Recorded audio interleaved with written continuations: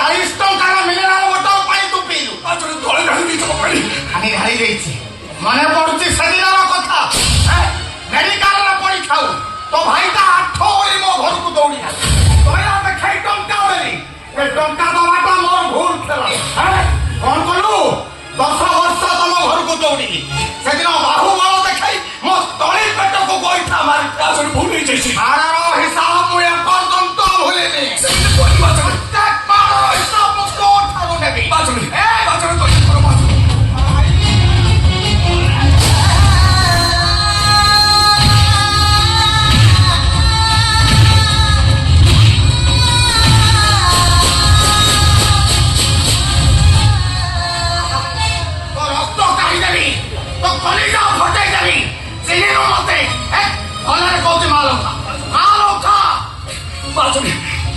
মতো ভীষণ জ্বর ମୋ ମୁଣ୍ଡ ବୁଲେଇ ଦଉଛି ମତେ ଆଜି ଛୁଟି ଦେଇଦିଅ ମାଝୁନି।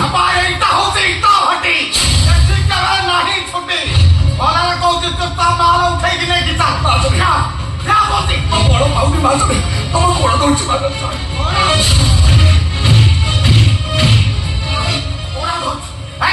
ଯଦି ଠିଆ ଠିଆ ଲଢେଇ ପାରିବୁ ଆଠ ତୋରି ପିଠିରେ ମୁଁ ପଇଲା ଅଖାଳ ନେଇକି ଯିବୁ।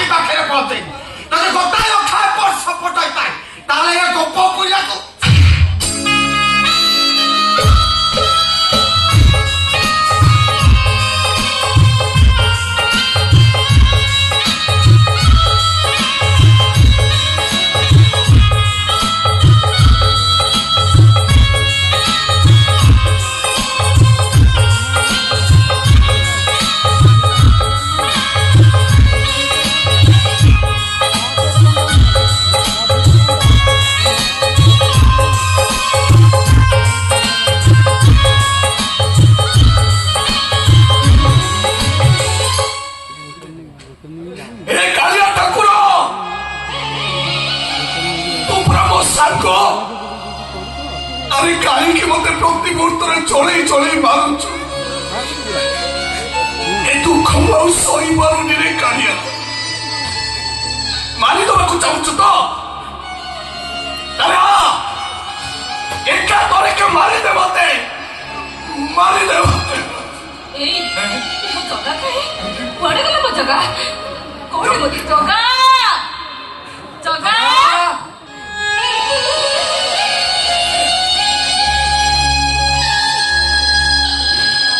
ଭାଇ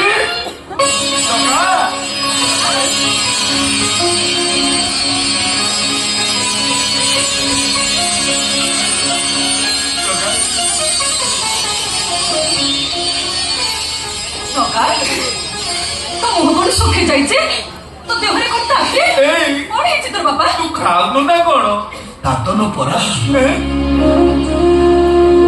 दातन मान कौन किसी ठीक ठिकाना थाए देखु मो जगह मुह केते सुखी जाइए ए कहीं ଦିନ ଭିତରେ ତୁ ଏମିତି କଣ ହେଇଗଲୁଣି ରେ? ସେ ଲୋକଟା କଣ ତା ଖବର କିଛି ପହଞ୍ଚୁନି? ଦୈବ ଦୌଡ଼ି ମଣିଷ ଗାଈ ଚେଣିକି ଟାଣଇ ତେଣିକି ଯାଇ ମୋ ଜୀବନ ଡୋରିଟା ପରା ସେ କାଳିଆ ହାତରେ ବନ୍ଧା ହେଇଛି। ଏ ଜଗା, ତୁ ଆଗେ ମତେ କହିଲୁ, ତତେ କଣ ଜ୍ୱର ହେଇଛି? କହ। ମୋ ମା ମୋ ପାଖରେ ଥିଲା ବେଳେ ଲୋକମାନେ ମୋ ପାଖକୁ ଆସିବାକୁ ଭୟ କରୁଥିଲେ। ଆଜି ତ ତମେ ମୋ ପାଖରେ ନାହ, ଲୋକମାନେ କାହାକୁ ଦେଖି ଭୟ କରିବେ ତମେ କହୁନ? ଏ ଜଗା ଜଗାରେ କଣ ହେଇଛି କଥାଟା ମତେ ଆଗ କହିଲୁ। କଣ ହେଇଛି? କୀଟଦାସ ଜୀବନ, ଏଠି ଜୀବନର ମାନେ କିଏ ବୁଝୁଛି ଭାଇ?